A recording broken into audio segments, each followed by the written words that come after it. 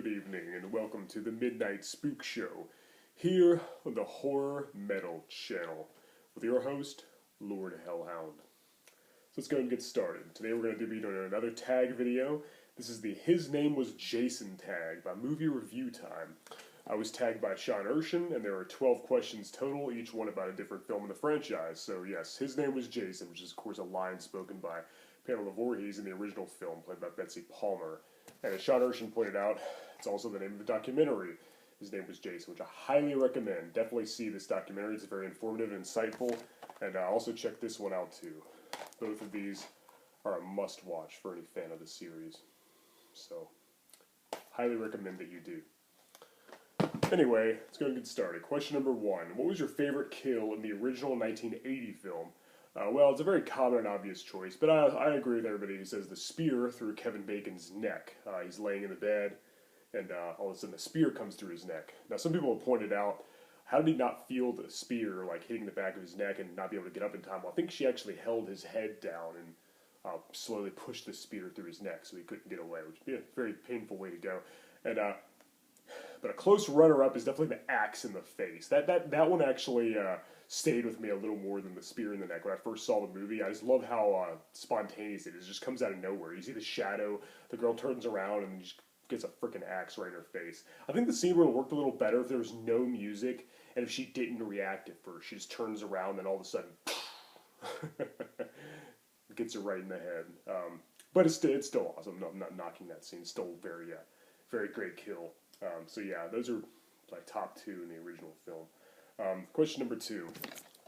So yeah, the original Friday the 13th, the classic, the masterpiece that started it all. Question number 2. In Friday the 13th Part 2, Adrienne King, who of course played Alice in the original film, returned, and she filmed all her parts in just 2 days. The question is, do you like the fact that her character was killed off so early? Honestly, as much as I like Alice, yes, I think it was a good idea that Jason killed her so early on. I think because he got his revenge. I like that. It made Jason seem more of a villain. If she had been the main character and, you know, if she would have fought Jason off the whole time, I feel like it would kind of lessen the impact. I like that he was able to enact his vengeance for what she did to his mother. And also we have Ginny, played by Amy Steele, who's my favorite female protagonist in the Friday the 13th franchise. My favorite final girl. My favorite protagonist is Tommy Jarvis, which is my favorite final girl. So she may or may not have been in it as much if Adrienne King had been in through the whole movie.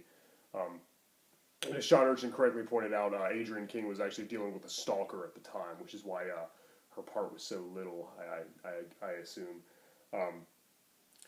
So she dealt with a real life villain, which is scary stuff. But yeah, I like the fact that Jason killed her. I think it made it a lot better because then he got his revenge, and it makes him a scarier villain, makes him more intimidating.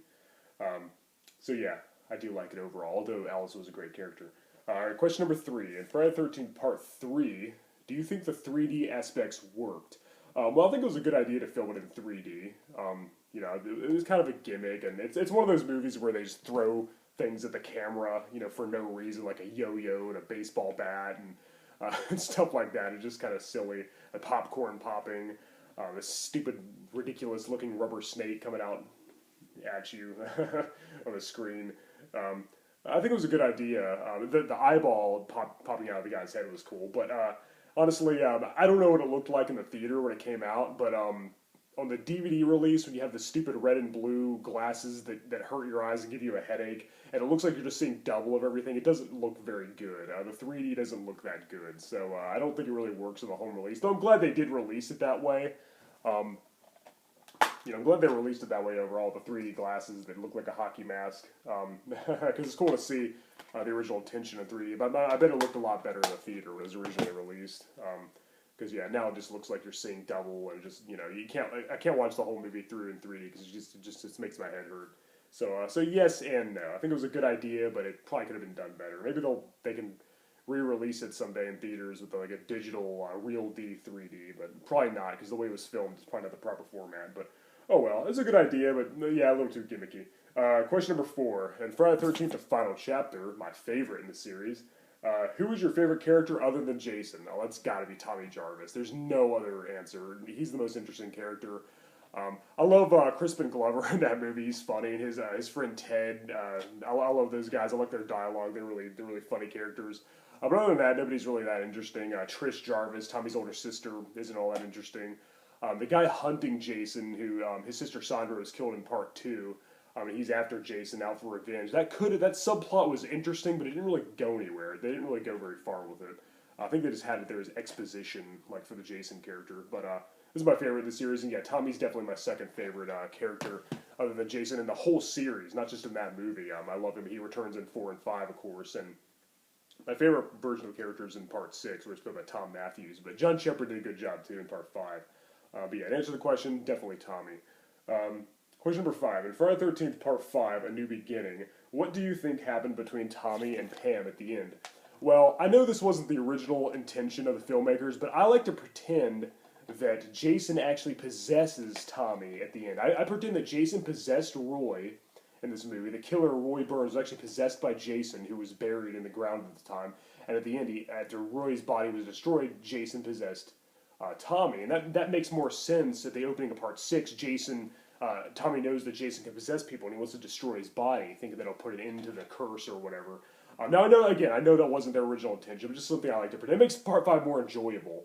But to answer the question, I guess they're trying to ask if he killed her or not. I don't know. It's open for debate. It's debatable. I like to think that he fought off Jason's influence. I guess the idea was not that he was possessed by Jason, but that he'd lost his mind. He finally went insane from all the torment, all the years of the mental anguish he went through during his confrontation with Jason.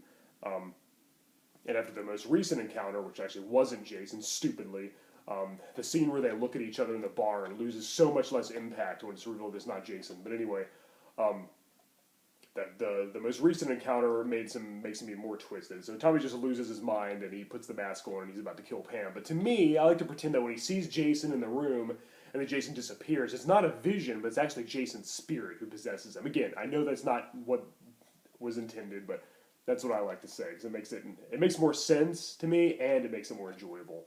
So yeah, that's what I think happened. As for whether or not he killed Pam, who knows? I like to think he didn't, because then I think he would have gotten arrested and he would have had the police after him even before he robbed Jason's grave, or not robbed it, but tried to destroy Jason and dug him up in Part 6. But yeah, who knows? Ask Melanie Kinnaman, maybe she knows. All right, question number 6. In Friday the 13th, Part 6, Jason Lives. Do you like how they brought back Jason as a corpse? This is the first movie where he's a zombie. And yes, I love that fact. I'll never understand all the hate zombie Jason gets. I know so many people say, oh, well, it's the first 4. After Jason became a zombie, that's when it got stupid. I couldn't disagree more. I love zombie Jason. And in my opinion, he's always been a supernatural character. I think he drowned as a boy, so he was always like... he wasn't like a rotting, walking corpse in the first 3, on the 2, 3, and 4. I mean, but I do think he was resurrected somehow, and maybe he was like alive, like a flesh and blood human. But I always think he was a supernatural character. He took a beating. I mean, come on, people. Let's be real about it. He was stabbed in the heart. He had an axe in his head, and he was hung with a rope. Not to mention stabbed a bunch of times. He keeps coming back. It doesn't even barely slow him down. He was always a supernatural character. He was always kind of a zombie to me. But I didn't know he would become a full-fledged member of the living dead until Part 6. But he was always not normal. He wasn't an ordinary human to me. So. I always loved zombie Jason. I always loved that idea. I'll never understand why people don't. But to each their own, whatever. But yeah, this is my second favorite in this series. I love the opening in the graveyard. I love Tom Matthews as Tommy Jarvis. He's my favorite character, my favorite actor in the whole series, other than Jason. And I love the climax. I love the way they kill Jason. I think that was a fitting end, although it definitely wasn't going to be a definitive way to stop him. He's going to come back from that. But I think it was a good idea. He died in the lake as a boy, then they chained him up at the lake at the end. I think it was a fitting way of defeating him. But yeah, I just love that movie. I absolutely adore it. It's my second favorite next to Part 4. I can understand people liking the first 4 better, but I like Part 6 second best. Anyway, question number 7. In Friday the 13th, Part 7, The New Blood, was Tina a good change? Now, as you know, Tina was a character who had telekinesis. She could move things with her mind, and she used those powers against Jason. Do I think it's a good thing? Yes, I do. I think it was It was a fresh. It was a way to keep the series fresh. It was a breath of fresh air. It breathed new life into the series. It gave Jason a worthy opponent and didn't just do the same thing over and over again. I wish Tommy Jarvis would have returned, but they didn't have him, so they had to do something interesting. They couldn't just have him killing people at the camp yet again with nothing new to add to the table. I love that idea. I love that she can move things. It's like Carrie versus Jason, as people say. I love the final confrontation where she rips his mask off, giving that awesome makeup job. That's one of the best looking zombies I've ever seen. Jason has the best look in this movie by far. I love when she sets him on fire. It's really stupid at the end how he dies. Her father comes out of the lake and brings him down. That was dumb, but I think that was just kind of her psychic powers. That was just her, like, a vision or something. I think she just forced him back in the water. I didn't think her father's ghost was really there or whatever, because it's just kind of silly. I mean, there's some other stupid things in the movie, but overall, I think that was a good change. I think Tina was a great addition to the series, and she's another one of my favorite protagonists in the franchise by far. Yeah, she was great. She was a great character. I really wish I could have seen her and Tommy team up. That would have been awesome. But, oh well. Anyway, question number 8. In Friday the 13th Part 8, Jason Takes Manhattan. Do you like the New York City setting? Do you like the fact that they set it in Manhattan? Yes, I do. That was a great idea for Jason to go somewhere else, out of the camp. Seeing him in the big city, what could go wrong? That's a fantastic idea. Now, I do agree with everybody else. Unfortunately, they didn't execute it properly, and his time at the Big Apple isn't that long. It's like the last, 20 minutes. He's on the boat during the cruise ship the whole time, but I still like it. I'm still glad they got away from the camp. It's pretty cool seeing him on the boat, too. I think there's some cool scenes on the boat. I didn't think that was that bad, but I do wish more time spent in the city. Once he got there, though, it was well worth the wait. The build-up was too long, but we saw a lot of the city, though. We saw him in the subway. We saw him down at the train station. We saw him in the sewer. We saw him in a diner. We saw him, in the Big Apple. I know a lot of it was filmed in Vancouver, but we still got the feeling that he was in Manhattan. So it was cool seeing him in a different setting. It was like a fish out of water type thing going on. He was in a surrounding. He was in a new atmosphere, a new environment he wasn't used to. And the big city's an awesome place. I do wish more of it had taken place there, and I kind of wish that the next film would have had him in the city the whole time. But, oh well. But yeah, I do like that setting, but yeah, I do agree it's more time should have spent there. And yeah, Jason teleporting or moving extremely fast, whatever he did was kind of stupid. But I still like this movie. I think it's underrated. I love it. I don't understand the hate for it. Yeah, 9 out of 10 was in the city and Jason teleports. Those are the only 2 reasons I could ever hear from anybody about why they dislike it. So, it's flawed, but that's not enough reason to hate it. I think it's a good movie. Has some good characters too.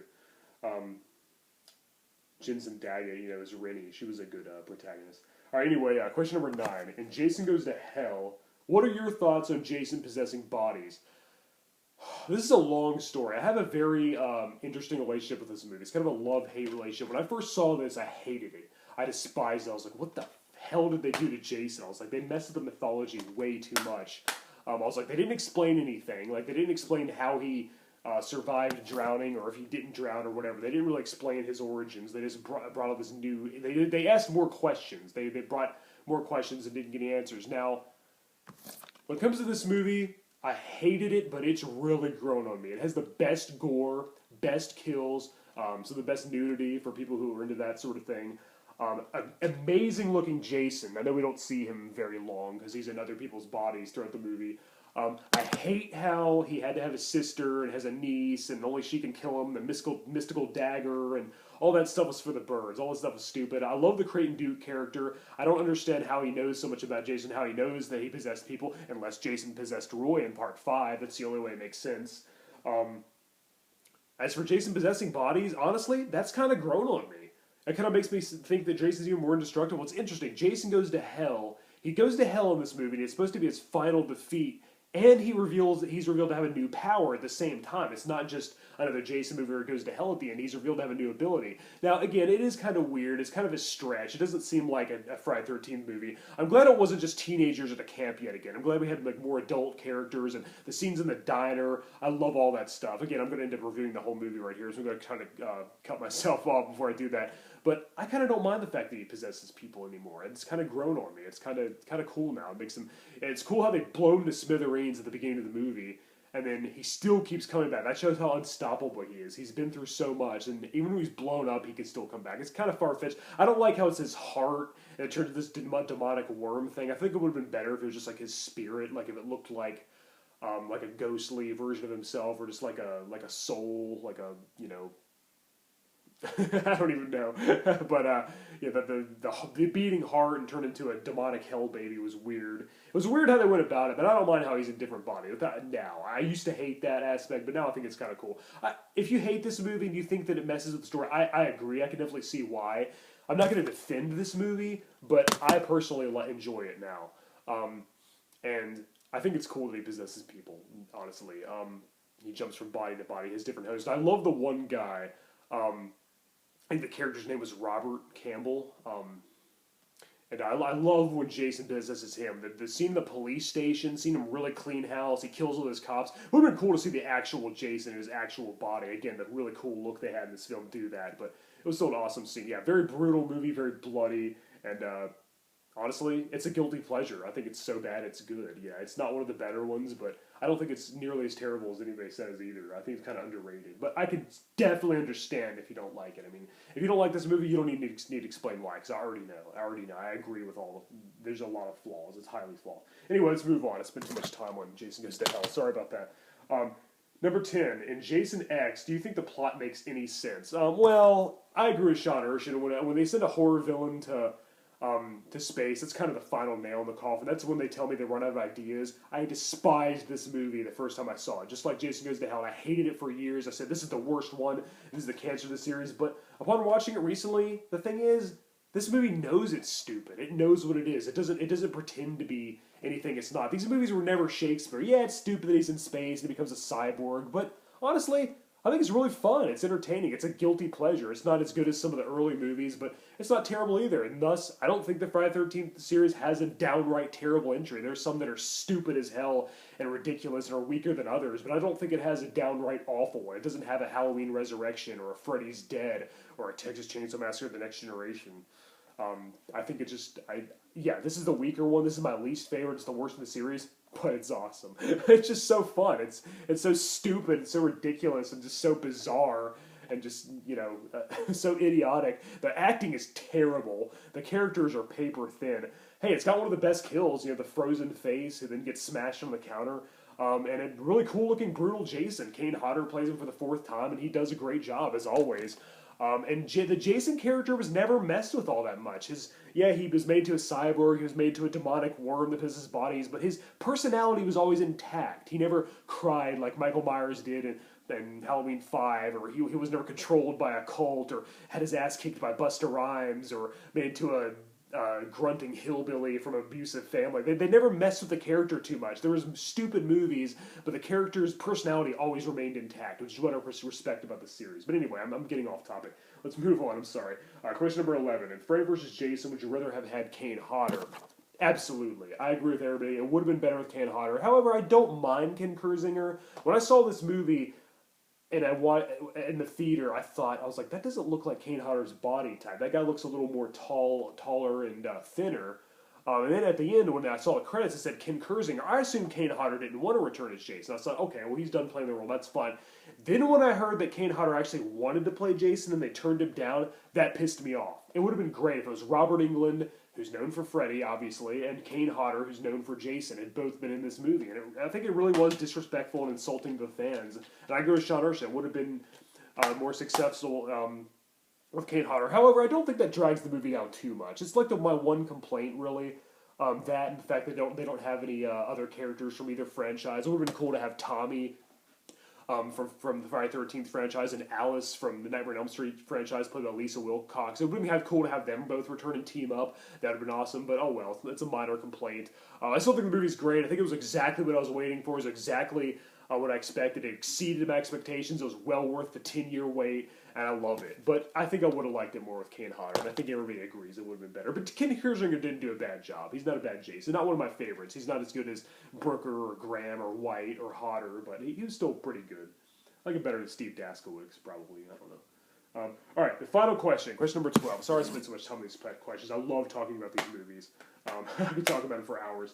Question number 12. What are your thoughts on the Friday the 13th 2009 remake not getting a sequel? I don't think this is a bad movie. It's one of the better remakes I've seen. It's probably the best of the big four. Nightmare, Halloween, Texas Chainsaw, Friday the 13th. I think it's the best out of those. Either that or Texas Chainsaw. But I'm glad we didn't get a sequel because it ignores the other movies. It pretends they don't exist. I don't like how it started all over. It's not a bad movie. They didn't do anything wrong except for Jason being a ninja and kidnapping people. But other than that, it was pretty good. It was pretty. I liked it. It had good kills, some good gore. Derek Mears did a good job as Jason.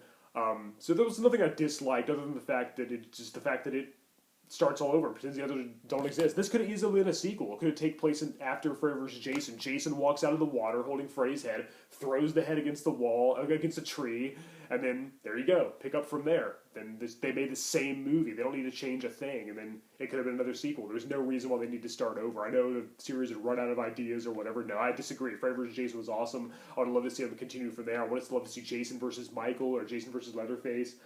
So no, I don't care that it didn't get a sequel. I want to see a sequel to the original series. Halloween and Texas Chainsaw Massacre both return to their original franchises.